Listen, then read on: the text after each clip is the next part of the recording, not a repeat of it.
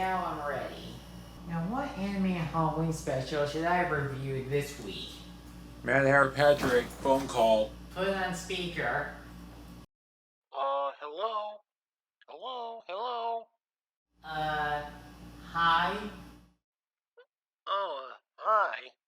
My name is Dream Dude. Are you the Hatter? The one who reviewed the Banana Splits movie? Yeah?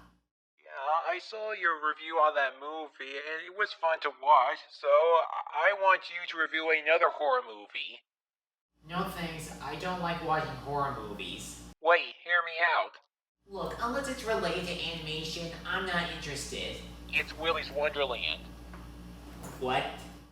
Yeah, since everybody wants to be like Freddy Fazbear, this film decided to just do it. And the movie's premise alone was enough to get people's attention. Why do you want me to review it? There seems to be a hidden cult following within the film. I was hoping maybe you could examine it yourself by watching the movie. If you still don't want to do it, it's okay. I understand. I have been thinking about that movie for a while, and I was that curious to see it. Okay, I accept your request. Released in February 2021, this was supposed to be a Halloween movie in 2020, but when the pandemic happened, they reserved it to home media and streaming. It was originally titled Willy's Wonderland based on a 2016 short film of the same name, but changed it to Willy due to legal issues, and some of the animatronic characters for the film were replaced with newer versions. As you would expect, it's another project trying to be Five Nights at Freddy's, only this time Nicolas Cage is in it. The concept got Nick's attention. He decided not only to star in the movie, but to be one of the producers as well. Welcome to another episode of the Wonder Reviews. Let's look over this leftover pizza. This is Willy's Wonderland.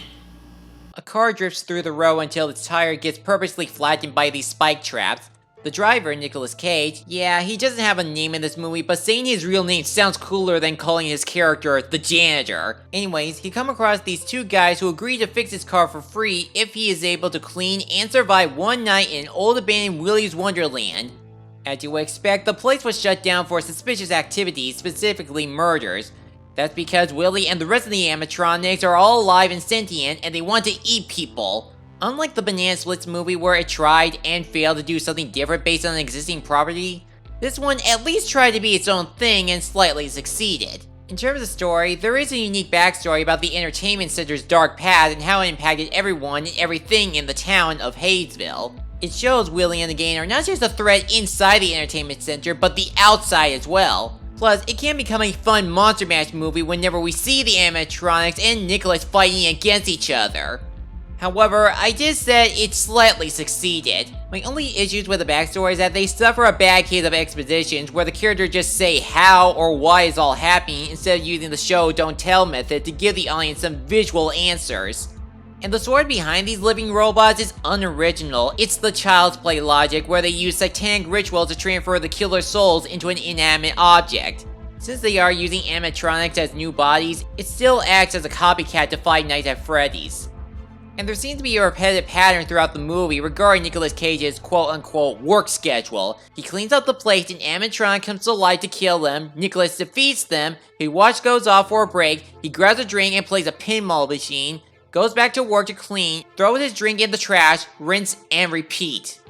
The plot is not really original, but the idea of fighting killer animatronics and the execution is what sells the movie. Really? Even if they stole Child's Play with voodoo magic and wants to be Freddy? Well, there already were killer animatronics before and after Freddy's time, and to be honest, Chucky was not the first ever killer dog to ever come to life. My name is Talking Tina, and I did it first. But enough about the main plot. Let's get to the main selling point of the entire movie, Nicolas Cage. The best way to describe Nicolas Cage is that he's a Jim Carrey 2.0. Even when his characters are portrayed as serious characters, he can still pull a good, outrageous performance. In the movie, he just owns this movie. And what's crazy about his performance is that he never talks in the entire picture, yet you can sense his expressions and personality within him. As for the other characters, well, the other performances on them is good as Cage, but as characters, they're either forgettable or unlikable. Any of Liv's friends are just the stereotypical teens group as the gullible but kind kid, the two lovebirds, and the stern leader. Jed and Tex are the obvious suspicious characters that has a dark past connected to Willy's Wonderland, and Sheriff Lundy is the cop who is Liv's guardian that has to keep her out of trouble. The movie tried to make her the Jim Hopper from Stranger Things where she looks after Liv, but all they do is yell and fight each other, having no bonding whatsoever. Even after Liv plots to destroy Willy's place and Nicholas killed half of his gang, she still wants to sacrifice Nick to please Willy. The only human character other than Nick that is somewhat likable is Liv. She has a tragic past where her parents were killed in Willy's Wonderland, making her the only survivor, and made a personal goal to obliterate the entire place for good so that no one will get sacrificed again. And then there are the villains of the film, Willy and the rest of the animatronics in Willy's Wonderland. They are actually memorable antagonists in the film.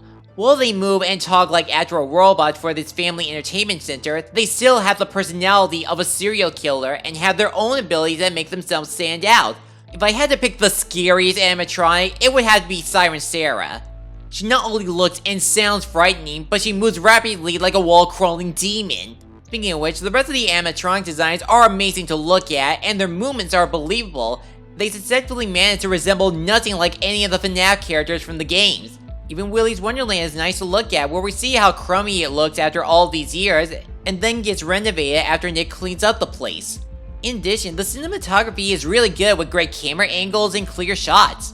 My only issues with the production is that some of the death scenes on the humans can look pretty fake, or they usually occurred off screen. I'm okay with this movie being less gory, but the deaths don't look that believable. The only exceptions are the animatronics. Whenever Nick acts one of the villains off, you can tell they are officially out of commission. The fight scenes between them and Nick are the best parts of the movie. Each mascot has their own set of skills, while Nicholas has to take them down either his bare hands or whatever he can find inside this place.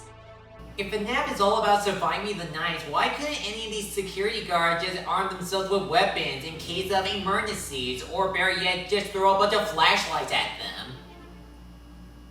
So, what did you think overall? I must be going bonkers already, but I truthfully have fun time watching this movie, and I would totally watch it again. Willy's Wonderland is a surprisingly entertaining horror movie. Yes, the plot is unoriginal. Yes, it wants to be like Five Nights at Freddy's. But to its credit, it can pull off a good B movie with a great Nicolas Cage performance, nice video production, enjoyable fight scenes, and some memorable monstrous villains. If you're a fan of Nicolas Cage's work, you will definitely have a blast with it. But if you're a die-hard FNAF fan, that's a little debatable, but you can still have fun with it. The movie delivered what it promises. Nicolas Cage fighting animatronic robots. There is no other way you can make it sound more epic. I'm gonna give Willy's Wonderland a B-. So, what is the source behind all this? I think it's because we're slowly starting to see some killer animatronic horror movies. But wasn't FNAF supposed to do that as well? Yes, but we don't know when it's going to happen. It is possible to make a FNAF movie as long as it's in the right hands, but it's really taking a long time on when it's going to happen. So, if we're not going to find a FNAF movie, maybe someone else can take a crack at it. Think of all the horror movies over the years. We went from loving killer classic monster movies like Frankenstein or Dracula, to psycho killers like Jason or Michael Myers, to zombies, to even killer clowns like Pennywise or killer clowns from outer space. There are so many variations of horror movies that people are getting into. So all I can say is killer animatronics are joining the league of killer horror monsters. I guess it makes sense when you think about it. Does that mean you plan on reviewing the other video games that has killer animatronics? No way! I don't like jump scares. I finished your request. Now if you'll excuse me, I'm going to wager which scaredy dog is the bravest.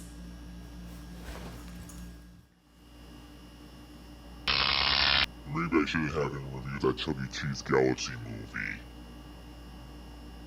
It's your birthday, and we want you to have fun. It's your birthday, so let's party. Thanks for watching this video. If you enjoyed this, feel free to like, comment, and subscribe me for a new review and other project every week. I'll see you soon.